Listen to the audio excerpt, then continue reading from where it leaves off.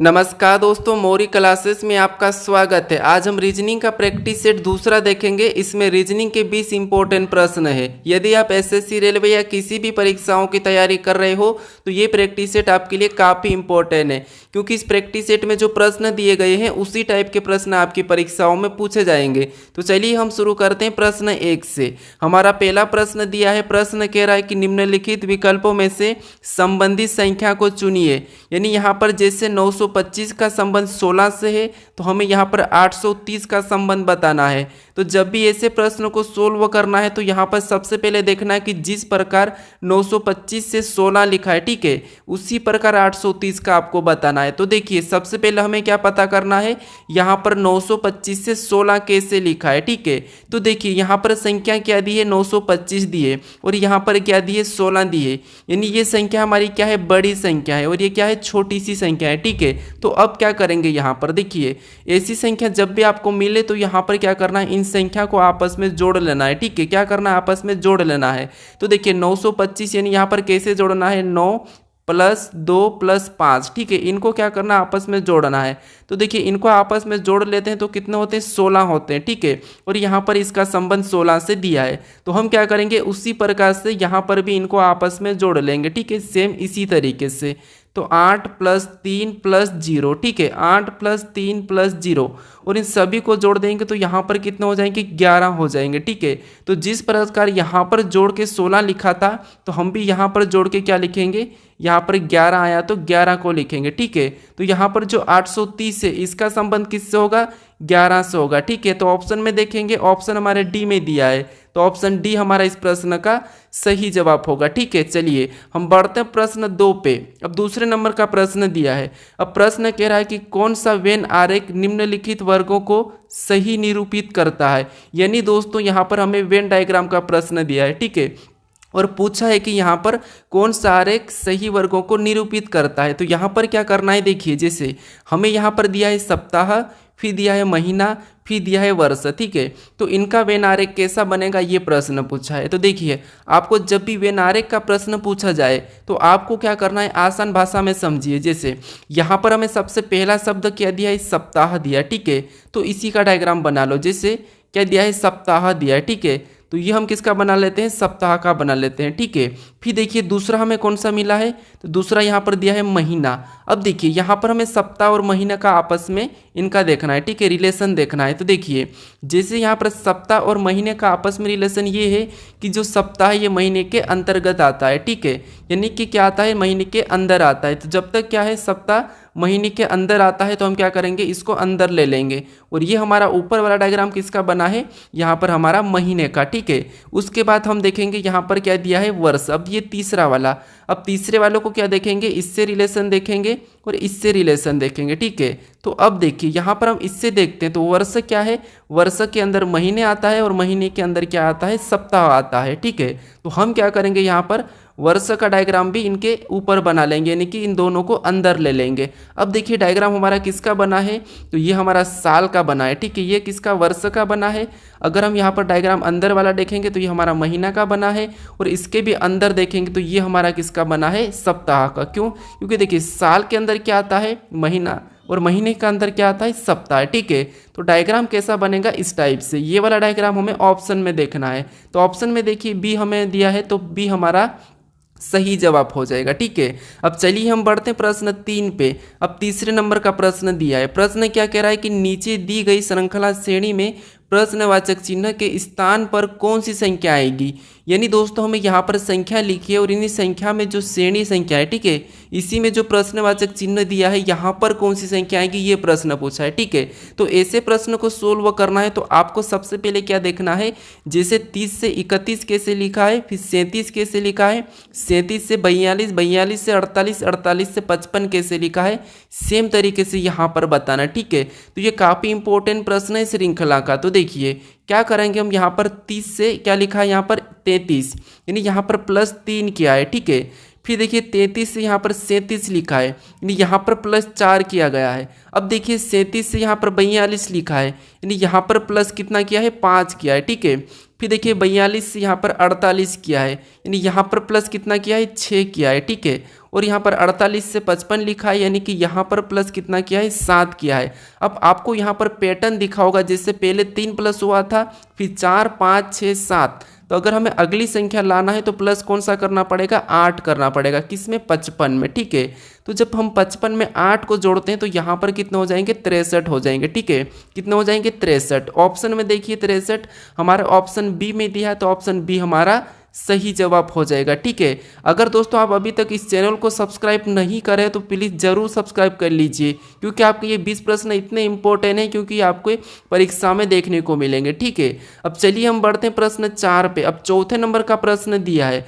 प्रश्न कह रहा है कि किसी सांकेतिक भाषा में 541 को 100 लिखा है तो 671 को क्या लिखा जाएगा, ये प्रश्न कह रहा है, ठीक है। ये प्रश्न रेलवे आरपीएफ एसआई में पूछा था, ठीक है, आरपीएफ एसआई। अब देखिए ऐसे प्रश्नों को कैसे देखना है, ये कोडिंग डिकोडिंग का है, यानी हमें यहाँ पर क्या कहा है कि किसी सांकेतिक भाषा में, मान लीजिए आपको प्रश्न सोल्व करते नहीं आता है, लेकिन प्रश्न खुद कह रहा है आपको, ठीक है। क्या कह रहा है देखिए, किसी सांकेतिक भाषा में 541 को 100 लिखा है तो यहाँ पर 671 को क्या लिखा जाएगा, बस ये प्रश्न कह रहा है। तो क्योंकि प्रश्न ऑलरेडी हमें दिया है कि यहाँ पर क्या दिया है 541 का 100 दिया है, तो हम इसी तरीके से 671 का पता करेंगे, ठीक है। तो देखिए सबसे पहले यहाँ पर ये देखेंगे कि 541 से 100 कैसे लिखा है। अगर हम यहाँ पर देखिए क्या करेंगे, इन संख्या को देखते हैं, क्या दिया यहाँ पर 541, यानी इसे हम क्या करते हैं जोड़ लेते हैं। तो देखिए यहाँ पर 5, फिर यहाँ पर 4 और यहाँ पर 1, अगर हम इनको आपस में प्लस कर देते हैं, ठीक है, तो प्लस करने पर कितने हो जाएंगे, यहाँ पर 10 हो जाएंगे, ठीक है। कितने हो जाएंगे 10 हो जाएंगे, लेकिन यहाँ पर कितना लिखा है 100 लिखा। अगर हम यहाँ पर 10 का वर्ग कर देते हैं तो 10 का वर्ग कितना होता है 100 होता है, ठीक है। अब यहाँ पर 100 लिखा है। अब सेम तरीके से क्या करेंगे, यहाँ पर 671 को आपस में जोड़ेंगे, तो 671 यानी इसको आपस में जोड़ेंगे 6 + 7 + 1, ठीक है। अब इनको आपस में जोड़ देंगे तो यहाँ पर 6 और 7 13, 13 1 14, यहाँ पर कितना हो रहा है 14 हो रहे। अब देखिए यहाँ पर भी जोड़ के क्या किया था वर्ग किया था, तो हम भी क्या करेंगे इस 14 का वर्ग करेंगे। तो 14 का वर्ग कितना होता है ये आपको याद होना चाहिए, ठीक है। तो 14 का वर्ग होता है 196 यानी कि 196। ऑप्शन में देखिए 196 हमें ऑप्शन नंबर कहाँ पर मिला है, तो ऑप्शन नंबर सी में दिया है, ठीक है। तो ऑप्शन सी हमारा यहाँ पर सही जवाब होगा, ठीक है। अब ये प्रश्न आपको समझ में आ चुका होगा। चलिए हम बढ़ते हैं प्रश्न 5 पे। अब 5वें नंबर का प्रश्न दिया है। प्रश्न कह रहा है कि नीचे दिए गए विकल्पों में से संबंधित अक्षर को चुनिए। यानी दोस्तों यहाँ पर हमें क्या करना है, जिस प्रकार आरआरबी का संबंध टीटीडी से है तो हमें यहाँ पर बताना है एएडी का, ठीक है। तो ये हमारा एनोलॉजी का ही प्रश्न है। एनोलॉजी के 3-4 टाइप ऐसे हैं जो हमेशा परीक्षाओं में देखने को मिलते हैं। जो हमने सबसे पहला वाला प्रश्न सोल्व किया है, ठीक है, वो नंबर एनोलॉजी का था, ठीक है। अब देखिए यहाँ पर हमें क्या करना है, आरआरबी का टीटीडी से कैसे संबंध है ये देखना है। जिस तरीके से इसका संबंध लिखा है उसी तरीके से हम इसका बताएंगे, ठीक है। तो देखिए जैसे दोस्तों यहाँ पर समझने की कोशिश करें, यहाँ पर जब भी आपको ऐसे प्रश्न मिले तो एक एक अक्षर को देखना है। जैसे आर से यहाँ पर टी, यानी जहाँ भी आपको लेटर का मिले तो देखिए, फिर यहाँ पर आर से टी और यहाँ पर बी से डी। तो यहाँ पर हम क्या करेंगे, देखिए यहाँ पर देखिए आपको पता होना चाहिए कि आर हमारा कितने नंबर पे 18 नंबर पे आता है। तो आर हमारा कितने पे 18 पे, और बी हमारा 2 नंबर पे, ठीक है। और टी कितने नंबर पे 20 नंबर पे, और यहाँ पर भी 20 नंबर पे, और डी कितने पे 4 पे, ठीक है। अगर हम यहाँ पर ध्यान से देखते हैं तो देखिए 18 से 20, 18 से 20, 2 से 4, यानी आप क्या करोगे यहाँ पर, जैसे आर एस टी, ठीक है, 2 प्लस हुआ है, यहाँ पर कितना प्लस हुआ 2 प्लस, यहाँ पर भी आर एस टी 2 प्लस हुआ है, और बी सी डी यहाँ पर भी 2 प्लस हुआ है, ठीक है। तो हम क्या करेंगे इसी तरीके से यहाँ पर भी 2 प्लस करेंगे। तो ए के बाद ए बी सी 2 प्लस करेंगे सी, ये हमने 2 प्लस किया। यहाँ पर भी 2 प्लस करेंगे ए बी सी, तो ये 2 प्लस किया सी, ठीक है। फिर डी में भी क्या करेंगे 2 को प्लस कर लेंगे, तो यहाँ पर 2 प्लस करेंगे तो डी ई एफ, यानी यहाँ पर क्या हो जाएगा एफ। अब देखिए हमें ऑप्शन में मिलना चाहिए सी सी एफ, ठीक है। ऑप्शन में देखिए सी सी एफ हमें ऑप्शन नंबर बी में मिला है, ठीक है। तो ऑप्शन बी हमारा सही जवाब हो जाएगा। अब चलिए हम बढ़ते हैं प्रश्न 6 पे। अब 6 नंबर का प्रश्न दिया है। प्रश्न कह रहा है कि किसी कूट भाषा में एनिमल को 11, 49, 13, 112 कूट लिखा है तो CAT का कूट क्या होगा। ठीक है, यानी दोस्तों ये भी हमारा कोडिंग डिकोडिंग का ही प्रश्न है, क्योंकि प्रश्न कह रहा है कि किसी कूट भाषा में एनिमल को ये अंक दिया है। ठीक है, तो हमें किसका बताना है, यहाँ पर CAT का बताना है। तो देखिए यहाँ पर आसान तरीका है कि जैसे ए से यहाँ पर 1 लिखा है, यानी कि ए हमारा 1 नंबर पे आता है। ठीक है, ABCD में। फिर एन हमारा ABCD में 14 नंबर पे आता है तो 14 को लिखा है। आई हमारा ABCD में 9 नंबर पे आता है तो 9 को लिखा है। एम हमारा ABCD में 13 नंबर पे आता है, 13 को लिखा है। ए हमारा ABCD में 1 नंबर पे आता है तो 1 को लिखा है। एल हमारा ABCD में 12 पे आता है तो 12 को लिखा है। यानी दोस्तों ये लेटर जो ABCD में जिस नंबर पे आते हैं उसी नंबर को लिखा है। ठीक है, तो हम क्या करेंगे, सी हमारा कितने नंबर पे, 3 नंबर पे आता है, 3 को लिखेंगे। ए हमारा कितने नंबर पे, 1 नंबर पे तो 1 को लिखेंगे। टी कितने नंबर पे, तो टी हमारा 20 नंबर पे आता है। यानी हमारा कोड क्या बना CAT का, तो 31-20। तो ये हमें ऑप्शन में देखना है। ठीक है, 31-20 ऑप्शन में देखेंगे तो ऑप्शन हमारे यहाँ पर डी में दिया है, तो ऑप्शन डी हमारा यहाँ पर सही जवाब हो जाएगा। ठीक है, तो आप सभी प्रश्नों को अच्छे से समझने की कोशिश करें। अगर आपको इन प्रश्नों का PDF चाहिए तो आप टेलीग्राम पर जाकर डाउनलोड कर सकते हो। ठीक है, टेलीग्राम का चैनल का लिंक मैं आपको डिस्क्रिप्शन में दे दूंगा। अब चलिए हम बढ़ते हैं प्रश्न 7 पे। अब 7वें नंबर का प्रश्न दिया है। प्रश्न कह रहा है कि यदि AB बराबर 27 तथा BC बराबर 125 तथा CD बराबर 143 लिखा है तो ABDB बराबर पूछा गया है। ठीक है, तो दोस्तों ऐसे प्रश्न काफ़ी इंपॉर्टेंट होते हैं जो कि SSC रेलवे में पूछे जाते हैं। ठीक है, तो इनको कैसे सोल्व करना है, जैसे यहाँ पर दिया है AB बराबर 27 दिया है तो हमें ये पता करना है कि कैसे दिया है। फिर यहाँ पर BC बराबर 125 दिया है तो ये पता करना है कि ये कैसे दिया है। और यहाँ पर CD बराबर 343 दिया है। लेकिन यहाँ पर अगर आप ध्यान से देखोगे तो ये भी किसी संख्या का घन है, ये भी घन है और ये भी घन है। ठीक है, तो अब देखिए यहाँ पर क्या करना है, इन देखेंगे हम ए को देखेंगे तो ए हमारा ABCD में 1 नंबर पे आता है और B को देखेंगे तो 2 नंबर पे आता है। ठीक है, और इनको आपस में प्लस कर लेंगे तो 1 और 2 कितने होते हैं, 3 होते हैं। ठीक है, और 3 का घन कितना होता है, तो 3 का घन होता है 27। ठीक है, कितना होता है 27 और 27 यहाँ पर दिया है। ठीक है, सेम तरीके से यहाँ पर देखेंगे, देखिए B 2 नंबर पे आता है 2 को लिखेंगे, C 3 नंबर पे आता है तो 3 को लिखेंगे। फिर क्या करेंगे, इनको प्लस करेंगे तो 3 और 2 यहाँ पर कितने होते हैं, 5 होते हैं और 5 का घन करेंगे। ठीक है, 5 का घन कितना होता है, 125 होता है। ठीक है, कितना होता है 125 और 125 भी यहाँ पर दिया है। अब सेम तरीके से यहाँ पर पता करेंगे C, तो C 3 नंबर पे आता है, D हमारा 4 नंबर पे आता है। ठीक है, इसे भी आपस में प्लस करेंगे तो कितना हो जाएंगे 7 और 7 का घन कितना होता है, 7 का घन होता है 343। ठीक है, कितना होता है 343 और 343 यहाँ पर दिया है। तो अब क्या करना है आपको, यहाँ पर पैटर्न पता चला होगा कि इनके अंकों को क्या करना है, जोड़ के उसका घन करना है। ठीक है, तो देखिए यहाँ पर ए हमारा कितने नंबर पे, 1 नंबर पे आता है। फिर देखिए बी कितने नंबर पे, तो बी हमारा 2 नंबर पे। फिर डी कितने नंबर पे, तो डी हमारा 4 नंबर पे। और बी कितने नंबर पे, तो बी हमारा 2 नंबर पे। हमने यहाँ पर क्या किया था, इनको जोड़ के इनका घन किया था। ठीक है, तो वैसा ही हम यहाँ पर करेंगे। अब देखिए जैसे इनको आपस में प्लस कर लेते हैं तो यहाँ पर प्लस करेंगे तो 1 और 2 3, 3 और 4 7, 7 और 2 9। यहाँ पर सभी को जोड़ने पर कितने हो रहे हैं 9 और 9 का घन करेंगे तो 9 का घन कितना होता है 729 होता है। ठीक है, कितना होता है 729। तो 729 हम ऑप्शन में देखेंगे तो ऑप्शन हमारे सी में दिया है तो सी हमारा यहाँ पर सही जवाब हो जाएगा। अब चलिए हम बढ़ते हैं प्रश्न 8 पे। अब 8वें नंबर का प्रश्न दिया है। प्रश्न कह रहा है कि एक पंक्ति में शिवानी का स्थान दोनों ओर से 23वां है तो बताइए पंक्ति में कुल कितने व्यक्ति है। अब दोस्तों आप कुछ प्रश्नों को खुद से भी ट्राई करने की जरूर कोशिश करें, साथ साथ सोल्व करें। ठीक है, तो अब देखिए यहाँ पर एक पंक्ति में शिवानी का स्थान दोनों ओर से 23वां है तो पंक्ति में कुल व्यक्ति कितने हैं ये हमें बताना है।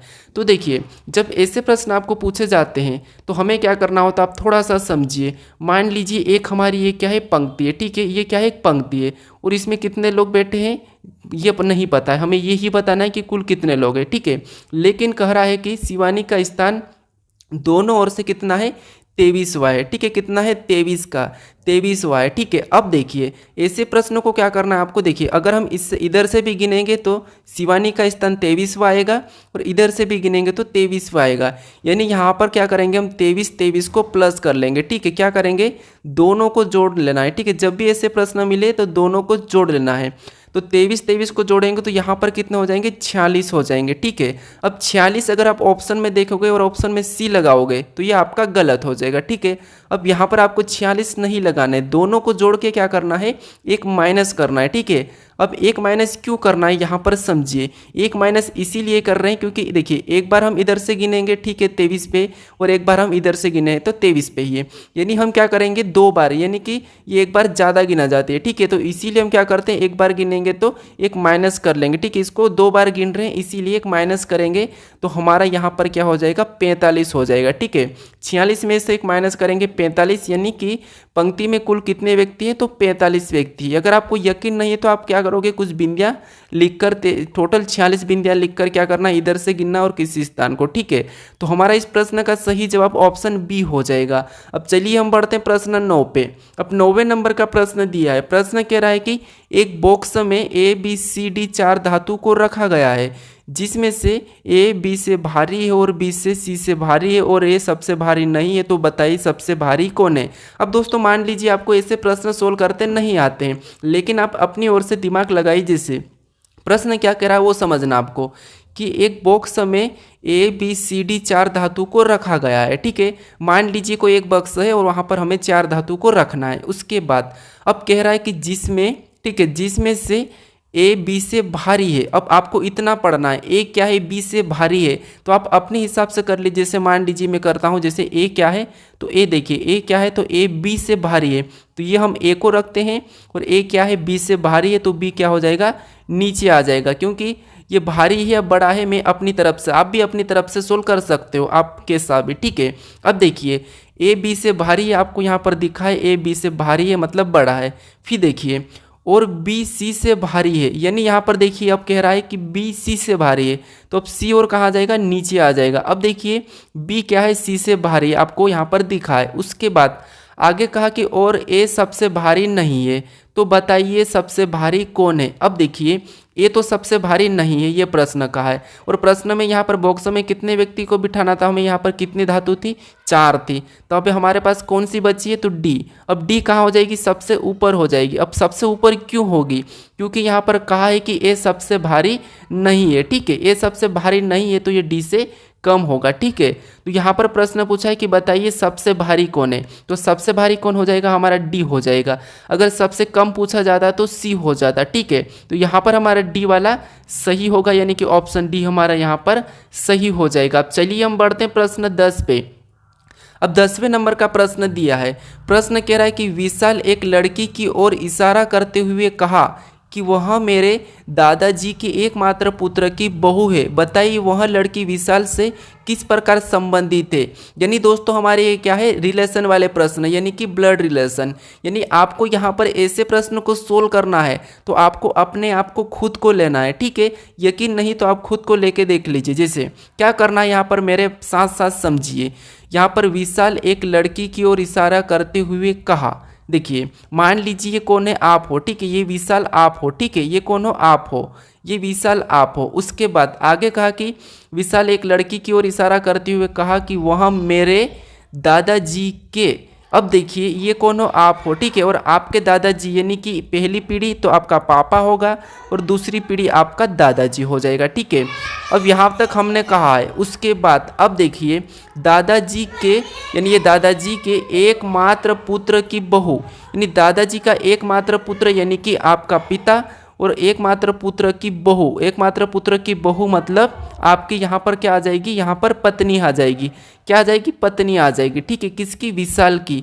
क्योंकि देखिए ये कह रहा है, विशाल कह रहा है कि मेरे दादाजी के एकमात्र पुत्र की बहू है, ठीक है। तो बहू है मतलब यहाँ पर ही आएगी, कहाँ पर, अपने पास आएगी, तो बहू है। तो बताइए वह लड़की विशाल से किस प्रकार संबंधित है, तो ये विशाल की कौन हो जाएगी, पत्नी हो जाएगी। कौन, ये लड़की। अब देखिए पत्नी हमें ऑप्शन में देखना है, तो पत्नी हमें ऑप्शन नंबर सी में दिया है, तो ऑप्शन हमारा सी सही हो जाएगा। ठीक है, क्या हो जाएगा, सही हो जाएगा। अब कहोगे आप कि यहाँ पर तो विशाल की भाभी नहीं कही है, यहाँ पर विशाल की भाभी भी तो हो सकती, लेकिन यहाँ पर दादाजी के एकमात्र पुत्र की बहू है, तो सही है कि यहाँ पर भाभी हो सकती, लेकिन हमें ऑप्शन में भाभी नहीं देखने को मिल रहा। ठीक है, क्योंकि बेटी नहीं हो सकती, बहन नहीं हो सकती और माँ भी नहीं हो सकती, तो इसीलिए यहाँ पर क्या होगी, पत्नी ही होगी। ठीक है, तो ऑप्शन हमारा सी सही हो जाएगा। अब चलिए हम बढ़ते हैं प्रश्न 11 पे। अब 11 नंबर का प्रश्न दिया है। प्रश्न कह रहा है कि एक ही पासे की दो स्थितियां दर्शाई गई है, दिए गए पासे में अंक 5 के विपरीत कौन सा अंक होगा, ये प्रश्न पूछा है। यानी हमें दो पासे दिए हैं, इन पासों में अंक 5 के विपरीत कौन सा होगा ये पूछा है। ठीक है, तो देखिए ऐसे प्रश्नों को कैसे सोल्व करना है। जब भी आपको एक से अधिक पासा दिया जाए और वहाँ पर अंक हो, या चाहे लेटर हो चाहे शब्द हो, आपको क्या करना है, यहाँ पर समझिए कॉमन देखना है। जैसे पहले पासे का कॉमन और दूसरे पासे का, तो यहाँ पर कॉमन देखेंगे तो हमें यहाँ पर एक और यहाँ पर दो मिला है। ठीक है, ये हमारा कॉमन मिला है। अब कॉमन मिलने के बाद आपको क्या करना है, देखिए ये पहला पासा और ये दूसरा पासा। ठीक है, इसके बाद आपको कॉमन मिलने के बाद इनको क्या करना है, घड़ी के दिशा में चलना है। जैसे यहाँ से घड़ी के दिशा में चलेंगे तो क्या मिला, हमें 4 मिला है, यानी हमने कहाँ पर चला, पहले पासे में चला, तो उसको लिखेंगे पहले पासे के नीचे। ठीक है, क्योंकि यहाँ पर हम दो तो पहले ही लिख देंगे, पहले पासे का है, ये दूसरे पासे का कॉमन है। ठीक है, उसके बाद हमें क्या मिला, 4 मिला, उसको उसके नीचे लिखेंगे। फिर आगे चलेंगे तो हमें क्या मिला, 3 मिला, तो 3 को भी उसके नीचे लिखेंगे। अब हम दूसरे पासे में चलेंगे, तो दूसरे पासे में चलेंगे तो हमें क्या मिला, 1 मिला, तो 1 को लिखेंगे। फिर आगे चलेंगे तो हमें 5 मिला, तो 5 को लिखेंगे। ठीक है, अब देखिए ऐसा लिखने के बाद जो आमने सामने की संख्या है, जैसे ये संख्या है, ये संख्या है, ये क्या है, एक दूसरे के विपरीत है। ठीक है, अब पासे में आपको पता होगा 1 से लेकर 6 तक फलक होती है, तो जो संख्या नहीं दिख रही है वो किसकी हो जाएगी, 6, यानी कि 2 की विपरीत हो जाएगी, कॉमन संख्या के। ठीक है, अब आपको अगर 3 का विपरीत पूछा जाता तो 5, और 5 का विपरीत 3, 4 का पूछा जाता तो 1 और 1 का विपरीत 4। ठीक है, 2 का पूछा जाता तो 6 और 6 का विपरीत 2, लेकिन हमें किसका पूछा था, 5 का विपरीत पूछा था, तो 5 का विपरीत क्या है, 3 है। ठीक है, ऑप्शन में देखिए 3 हमारा ऑप्शन नंबर बी में दिया है, तो ऑप्शन बी हमारा सही जवाब हो जाएगा। अब चलिए हम बढ़ते हैं प्रश्न 12 पे। अब 12 नंबर का प्रश्न दिया है। प्रश्न कह रहा है कि निम्नलिखित आकृति का जल प्रतिबिंब चयन करें। यानी दोस्तों यहाँ पर हमें क्या करना है, इस W का, ठीक है, इस W का हमें जल प्रतिबिंब बनाना है। अब दोस्तों आप सभी प्रश्नों को अच्छे से समझने की कोशिश करें। ठीक है, अब देखिए यहाँ पर क्या करना है, देखिए निम्नलिखित आकृति का जल प्रतिबिंब का चयन करना है। ठीक है, तो इसका हमें क्या करना है, जल में इसकी छवि कैसे बनेगी ये बताना है। तो देखिए जैसे हमारा यहाँ पर क्या दिया है, यहाँ पर W दिया है। ठीक है, और इसकी अगर हमें जल में इस तरफ की नीचे की छवि दिखाएंगे तो ये नीचे क्या हो जाएगा, यहाँ पर इस तरफ बनेगा। ठीक है, कैसा बनेगा, इसके जैसा। तो ये हमें ऑप्शन में देखना है, तो ऑप्शन में देखिए हमें ए में दिया है, तो ऑप्शन ए हमारा सही हो जाएगा। ठीक है, अब चलिए हम बढ़ते हैं प्रश्न 13 पे। अब 13 नंबर का प्रश्न दिया है। प्रश्न कह रहा है कि निम्नलिखित विकल्पों में से विषम को चुनिए। यानी दोस्तों यहाँ पर हमें क्या कहा है कि निम्नलिखित विकल्पों में से विषम को चुनिए। विषम मतलब हमें यहाँ पर 4 ऑप्शन दिए हैं। ठीक है, और इन 4 ऑप्शन में से कौन सा ऑप्शन है जो तीनों से अलग है, ये हमें बताना है। ठीक है, तो देखिए यहाँ पर जब ऐसे प्रश्न मिले तो आपको क्या करना है, इनके अंक लिखना है। जैसे यहाँ पर देखिए बी कितने नंबर पे, 2 नंबर पे आता है। डी कितने नंबर पे, तो डी हमारा 4 नंबर पे आता है। एफ कितने नंबर पे, तो एफ 6 नंबर पे। ठीक है, वैसा ही यहाँ पर जी को देखेंगे तो जी 7 नंबर पे, एच को देखेंगे तो एच 8 नंबर पे, यहाँ पर जे को देखेंगे तो जे 10 नंबर पे। ठीक है, अब देखिए यहाँ पर एल को देखेंगे तो एल 12 नंबर पे आता है। एन हमारा कितने नंबर पे, तो एन हमारा यहाँ पर 14 नंबर पे आता है। और पी कितने नंबर पे, तो पी 16 नंबर पे। ठीक है, वैसा यहाँ पर आर को देखेंगे तो आर ABCD में 18 नंबर पे आता है। टी हमारा 20 नंबर पे आता है। और वी हमारा 22 नंबर पे आता है। अब देखिए यहाँ पर आपको मिलेगा कि कौन सा अलग है। अब कैसे मिलेगा अलग, देखिए यहाँ पर देखिए 2 4 6 यानी कि 2 का अंतर है। और यहाँ पर देखिए 18 20 22 यहाँ पर भी 2 का अंतर है। 12 14 16 यहाँ पर भी 2 का अंतर है। यानी यहाँ पर 2 का अंतर है, यहाँ पर 2 का अंतर है, यहाँ पर 2 का अंतर है। अब यहाँ देखिए 7 8 10 यानी यहाँ पर 2 का अंतर नहीं है। तो आपको यहाँ पर अलग दिखा और हमें विषम ही पूछा था, तो विषम हमारा यहाँ पर है, यानी सभी में 2 का अंतर है। ठीक है, 3 में 2 का अंतर है लेकिन यहाँ पर नहीं है, तो हमें विषम पूछा गया था, तो विषम हमारा कौन सा हो जाएगा, ऑप्शन बी वाला हो जाएगा। ठीक है, कौन सा हो जाएगा, ऑप्शन बी, क्योंकि देखिए बी के बाद सी छूटा और डी, और यहाँ पर देखिए एल के बाद एम छूटा और एन, आर के बाद एस छूटा और टी, लेकिन यहाँ पर जी एच, यहाँ पर देखिए जी एच कोई भी अंक, यहाँ पर कोई भी लेटर नहीं छूटा है, तो ये एक अलग हो जाएगा। ठीक है, अब चलिए हम बढ़ते हैं प्रश्न 14 पे। अब 14 नंबर का प्रश्न दिया है। प्रश्न कह रहा है कि नीचे दिए गए विकल्पों में से संबंधित शब्द का चयन करें। यानी यहाँ पर हमें क्या करना है, जैसे जिस प्रकार जूते का संबंध पैर से है तो हमें टोपी का बताना है। यानी मैंने बताया था आपको कि यहाँ पर सादृश्यता यानी कि एनोलॉजी के प्रश्न काफ़ी इंपॉर्टेंट है और उसकी 3 टाइप होती है। कौन सी होती है? एक तो आपको अंकों की मिलेगी, ठीक है, एक आपको लेटर की मिलेगी और दूसरी आपको शब्दों से मिलेगी। ठीक है, तो हमने अंकों का पहला प्रश्न किया था, फिर हमने 5वां प्रश्न लेटर का किया था और हमारा ये 14वां प्रश्न किसका है? शब्द का। ठीक है, तो ये तीनों में से आपको 1 या 2 प्रश्न जरूर देखने को मिलेंगे। अब देखिए यहाँ पर जिस प्रकार जूते का संबंध पैर से है, यानी दोस्तों हम क्या करते हैं, जूते को कहाँ पर पहनते हैं? पैर में पहनते हैं। ठीक है, कहाँ पर? पैर में पहनते हैं। तो उसी प्रकार बताएंगे टोपी कहाँ पर पहनते हैं। तो आप कहोगे टोपी को हम कहाँ पर पहनते हैं, तो टोपी को हम सिर में पहनते हैं। तो टोपी का संबंध किससे हो जाएगा? सिर से हो जाएगा। ठीक है, ऑप्शन में देखिए सिर, तो हमें ऑप्शन नंबर सी में देखने को मिला है। ठीक है, कमर में नहीं होगा, पैर में नहीं होगा, हाथ में नहीं होगा, ऑप्शन हमारा सी सही जवाब हो जाएगा। अब चलिए हम बढ़ते हैं प्रश्न 15 पे। अब 15 नंबर का प्रश्न दिया है। प्रश्न कह रहा है कि निम्नलिखित प्रश्न में लुप्त संख्या का चयन करें। यानी दोस्तों हमें यहाँ पर क्या दिया है? एक प्रश्नवाचक चिन्ह दिया है, यहाँ पर हमें संख्या का चयन करना है। ठीक है, तो ऐसे प्रश्नों को कैसे सोल्व करना है समझिए। आपको यहाँ पर कुछ भी नहीं करना है, जो प्रश्नवाचक चिन्ह दिया है। अब प्रश्नवाचक चिन्ह कहाँ पर दिया है? यहाँ पर दिया है, और उसी जगह यहाँ पर 24 कैसे लिखा है और यहाँ पर 10 कैसे लिखा है ये पता करना है। ठीक है, जिस तरीके से यहाँ पर 10 लिखा गया है और यहाँ पर 24 लिखा गया है, उसी तरीके से आपको यहाँ पर बताना है। ठीक है, जब तक आप इन संख्या को पता नहीं करोगे, ठीक है, इन संख्या का पता नहीं करोगे, तब तक आप यहाँ पर संख्या नहीं बता पाओगे। तो देखिए यहाँ पर हम क्या करेंगे, 10 का पता करते हैं। अगर हमें 10 का पता करना है तो इन संख्या को क्या करते हैं, आपस में जोड़ कर देखते हैं। तो यहाँ पर प्लस करेंगे, 0 में 6 तो 6 ही होगा, 6 में 4 प्लस करेंगे 10, और 10 में यहाँ पर देखिए 2 को प्लस करेंगे तो 12, यानी यहाँ पर सभी को जोड़ने पर कितने हो रहे? 12 हो रहे हैं। अब देखिए सेम तरीके से यहाँ पर भी प्लस करेंगे, तो 2 में 10 प्लस करेंगे तो 12, और 12 में 8 प्लस करेंगे तो यहाँ पर 20, और 20 में 6 को प्लस करेंगे तो यहाँ पर कितने हो जाएंगे? 26। यानी यहाँ पर सभी को जोड़ने पर कितने हो रहे? 26। लेकिन यहाँ पर 24 दिया है और यहाँ पर 10 दिया है। अब देखिए अगर हम यहाँ पर 2 माइनस करते हैं, इसमें 2 माइनस करेंगे और इसमें भी 2 माइनस करेंगे, तो यहाँ पर 12 में से 2 माइनस करेंगे तो कितने हो जाएंगे? 10 हो जाएंगे, और 10 यहाँ पर दिया है। ठीक है, सेम तरीके से 26 में से भी 2 माइनस करेंगे तो यहाँ पर कितने हो जाएंगे? 24 हो जाएंगे, और 24 भी यहाँ पर दिया है। अब क्या करेंगे, इसी तरीके से यहाँ पर भी 2 को क्या करेंगे? माइनस करेंगे जोड़कर। तो 4 में 14 को जोड़ेंगे तो यहाँ पर 18, और 18 में 12 को जोड़ेंगे तो 30, और 30 में 10 को जोड़ेंगे तो 40। यानी यहाँ पर इस सभी को प्लस करने पर कितने हो रहे हैं? 40 हो रहे हैं। ठीक है, कितने हो रहे हैं? 40 हो रहे हैं, क्योंकि 4 में 14 को जोड़ेंगे तो 18, 18 में 12 को जोड़ेंगे तो 30, और 30 में 10 को जोड़ेंगे तो 40। यानी यहाँ पर सभी को जोड़ने पर 40 हुए। जिस तरीके से हमने यहाँ पर 2 को माइनस किया था, यहाँ पर 2 को माइनस किया था, तो यहाँ पर भी क्या करेंगे? 2 को माइनस करेंगे। तो 40 में से 2 को माइनस करेंगे तो कितने बचेंगे? 38 बचेंगे। यानी जो प्रश्नवाचक चिन्ह दिया है यहाँ पर क्या आएगा? 38 आएगा। ठीक है, अब हमें ऑप्शन में देखना है कि 38 कहाँ पर दिया है, तो ऑप्शन हमें सी में दिया है, तो ऑप्शन सी हमारा सही जवाब हो जाएगा। ठीक है, तो तीनों आकृति में सेम तरीके से अंक लाना चाहिए। ठीक है, अब चलिए हम बढ़ते हैं प्रश्न 16 पे। अब 16 नंबर का प्रश्न दिया है। प्रश्न कह रहा है कि नीचे दिए गए शब्द का, यानी कि नीचे दिए शब्द का उपयोग करके कौन सा शब्द नहीं बनाया जा सकता। ये एसएससी का फेवरेट प्रश्न है। ठीक है, कैसे? देखिए नीचे दिए गए शब्द का उपयोग करके कौन सा शब्द नहीं बनाया जा सकता है। यानी दोस्तों यहाँ पर जो शब्द हमें दिया है, ये जो हमें अक्षर दिए हैं, इनका प्रयोग करके कौन सा नहीं बनाया जा सकता। यानी प्रश्न का कहने का मतलब ये है कि हम इन अक्षर को आगे पीछे कैसा भी लिखें और इनसे कोई सा भी शब्द बनाएं, लेकिन हमें कह रहा है कि नहीं बनाया जा सकता।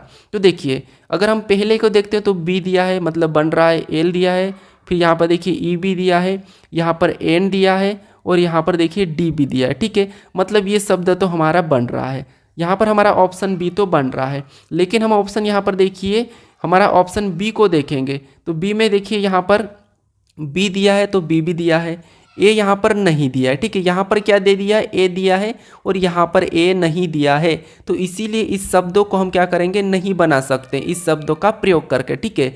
लेकिन ऑप्शन देखिए, सी को हम बना सकते हैं, LEND दिया है, बी को भी बना सकते हैं, BINGE दिया है, इसे भी हम बना सकते हैं। लेकिन हम ऑप्शन वाले बी को नहीं बना सकते क्योंकि यहाँ पर ए दे दिया है, तो इसे हम नहीं बना सकते। तो ऑप्शन हमारा कौन सा हो जाएगा, बी वाला हो जाएगा। हमें पूछा था नहीं बनाया जा सकता। अगर आपको यहाँ पर पूछता कि बनाया जा सकता, तो सारे 3 ऑप्शन ऐसे रखते हैं जिससे नहीं बनता, और एक ऑप्शन ऐसा रहता है जो बन रहा होता है, ठीक है। लेकिन हमारा यहाँ पर ऑप्शन बी वाला सही हो जाएगा। अब चलिए हम बढ़ते हैं प्रश्न 17 पे। अब 17 नंबर का प्रश्न दिया है। प्रश्न कह रहा है कि किसी कोड भाषा में यहाँ पर प्लस का मतलब गुणा और माइनस का मतलब भाग, प्लस और गुणे का मतलब भागित और भागित का मतलब माइनस से, तो निम्नलिखित प्रश्न का उत्तर क्या है। यानी दोस्तों यहाँ पर क्या करना है, ये जो हमें दिया है कुछ समीकरण दिए, इससे सोल्व करना है। तो सबसे पहले आपको क्या करना है, हमें यहाँ पर 54 और बीच में क्या है, गुणा का चिन्ह है, ठीक है। 54 और 9 और बीच में देखिए, तो सबसे पहले आपको 54 लिखना है और बीच में क्या चिन्ह दिया है, गुणा। और गुणा का अर्थ यहाँ पर कहा है कि गुणा का मतलब यहाँ पर क्या कहा है, भागित। तो बीच में क्या करेंगे, भागित का चिन्ह लगा लेंगे और फिर 9 को लिखेंगे, ठीक है। फिर देखिए अगला हमें कौन सा चिन्ह मिला, माइनस का मिला। और माइनस का मतलब यहाँ पर देखिए क्या कहा, तो माइनस का मतलब यहाँ पर प्लस कहा, तो हम यहाँ पर प्लस का चिन्ह लगाएंगे। फिर हम अगली संख्या लिखेंगे 3, ठीक है। फिर हमें अगला चिन्ह कौन सा, भागित मिला है, और भागित का मतलब यहाँ पर क्या कहा है, तो माइनस कहा, तो हम अगला क्या करेंगे, माइनस लगा के 4 को लिखेंगे, ठीक है। आपको सिर्फ चिन्ह बदलना फिर सोल्व करना है, ठीक है। अब देखिए, अब सोल्व करेंगे तो यहाँ पर सोल्व करने पर देखिए सबसे पहले भाग को सोल्व करते हैं, फिर प्लस फिर माइनस, ये आपको पता होगा, ठीक है। अब देखिए यहाँ पर भाग देंगे 9 और 54 में, तो 9 छिंग 54, यानी कितने बार में गए, 6 बार में। तो हमारे पास अब क्या बचा, 6 प्लस 3 माइनस 4 बचा है, ठीक है। अब क्या करेंगे, हम प्लस करेंगे, तो देखिए 6 और 3 को प्लस करेंगे तो यहाँ पर कितने हो जाएंगे, 9 हो जाएंगे। अब हमारे पास क्या बचा है, 9 माइनस 4। अब 9 में से 4 को घटाएंगे तो यहाँ पर कितना हो जाएगा, 5 हो जाएगा, ठीक है। तो जो हमारा समीकरण का सही जवाब क्या होगा, 5 होगा। ऑप्शन में देखिए 5 हमें ऑप्शन नंबर बी में मिला है, तो ऑप्शन बी हमारा सही जवाब हो जाएगा। अब चलिए हम बढ़ते हैं प्रश्न 18 पे। 18 नंबर का प्रश्न दिया है। प्रश्न कह रहा है कि निम्न आकृति में कितने वृत्त है। यानी दोस्तों यहाँ पर हमें वृत्त की संख्या बताना है, यानी कि जो गोल वाला है, ठीक है, इसकी संख्या बताना है। तो ये सिंपल सा प्रश्न हमें गिनना है, लेकिन दोस्तों आपको ध्यान से गिनना है, ठीक है। अब देखिए गिनेंगे, यहाँ पर देखिए, यहाँ पर छोटे छोटे को गिनते हैं, 1 2 3 4 5 6, ठीक है। फिर 7 8 9 10 11 12 13 14 15 16 17, यहाँ पर टोटल हमें कितना मिला है, 17। एक बार और गिन लीजिए, कैसे गिनना, आपको छोटे से छोटे पहले गिनते हैं। जैसे देखिए 1 फिर 2 3 4 5, ये 5 हो गए। 5 के बाद 6 7 8 9 10 11 12 13, फिर देखिए हमने बड़े को गिनेंगे, 13 के बाद 14 15 16 17, यहाँ पर कितने वृत्त है, तो 17 है, ठीक है। तो हमें 17 ऑप्शन में देखना है, तो 17 हमें ऑप्शन नंबर बी में मिला है, तो ऑप्शन नंबर बी हमारा यहाँ पर सही हो जाएगा, ठीक है। अब चलिए हम बढ़ते हैं प्रश्न 19 पे। अब 19 नंबर का प्रश्न दिया है। प्रश्न कह रहा है कि नीचे दी गई आकृति किस विकल्पों में चिन्हित है। यानी दोस्तों ये जो हमें आकृति दी है, ठीक है, ये कौन से विकल्पों में चिन्हित है, हमें ये बताना है, ठीक है। तो सिंपल सा है कि आपको क्या देखना है, ये पी टाइप का। अब देखिए यहाँ पर देखेंगे तो ये पी टाइप का नहीं दिख रहा है, सामने आपको डंडी मिली है, ठीक है। तो ऑप्शन हमारे यहाँ पर ए में नहीं दिखा है। अगर हम ऑप्शन बी में देखेंगे तो ये हमारा पी टाइप दिखा है। फिर देखिए यहाँ पर ऑप्शन देखिए सी में भी नहीं दिख रहा है पी टाइप का, और ऑप्शन यहाँ पर हमारे डी में भी नहीं दिखा है। सिर्फ हमें कहाँ पर दिखा है, यहाँ पर पी टाइप का दिखा है। तो ऑप्शन हमारे यहाँ पर कौन सा हो जाएगा, कौन से विकल्प में चिन्हित है, तो ऑप्शन बी में चिन्हित है। कौन सी आकृति, ये वाले आकृति, ठीक है। तो ऑप्शन बी हमारा यहाँ पर सही जवाब हो जाएगा। अब चलिए हम बढ़ते हैं प्रश्न 20 पे। अब 20वें नंबर का प्रश्न दिया है। प्रश्न कह रहा है कि नीचे दिए गए आकृति को पूरा कीजिए, घुमाने की अनुमति नहीं है। यानी दोस्तों आपको क्या करना है, इस आकृति को पूरा करना है जो प्रश्नवाचक चिन्ह दिया है, और इसमें आपको क्या करना है, घुमाने की अनुमति नहीं है, ठीक है। तो अगर हम सिंपल सा देखेंगे तो आपको ये लाइन एक पहली मिलेगी 1, फिर दूसरी 2, फिर यहाँ पर तीसरी, और इससे ये आकृति पूरी होगी। लेकिन हम यहाँ पर इससे ही आकृति को रखेंगे तो हम कौन सा वाला ऑप्शन सी को तो नहीं रख सकते, ऑप्शन हम डी को भी नहीं रखेंगे। अब देखिए पहली हमें छोटी सी मिलना चाहिए, लेकिन यहाँ पर तो छोटी नहीं है तो ऑप्शन बी भी नहीं रखेंगे। हमारा सिर्फ यहाँ पर क्या होगा, ऑप्शन ए ही वाला सही होगा, क्योंकि प्रश्न ये भी कहा था कि घुमाने की अनुमति नहीं है। और यहाँ पर देखिए ऑप्शन सी में थोड़ा सा हमारा क्या है, दूर दूर 3 लाइन है, तो इसीलिए हमारे यहाँ पर ऑप्शन कौन सा वाला हो जाएगा, ए वाला हो जाएगा। ठीक है, अब दोस्तों आज के लिए इतना ही। अगर आप इस चैनल को अभी तक सब्सक्राइब नहीं करे हो तो प्लीज़ यहाँ पर आप इस लोगो पर क्लिक करके सब्सक्राइब कर लो। ठीक है, और अभी तक आप इससे पहले वाले पार्ट को नहीं देखे हो तो इस पार्ट को भी यहाँ पर क्लिक करके आप देख सकते हो। ठीक है, अब चलिए हम मिलते हैं नेक्स्ट वीडियो में, तब तक आप इन वीडियो को अपने दोस्तों तक भी शेयर जरूर करें। ठीक है।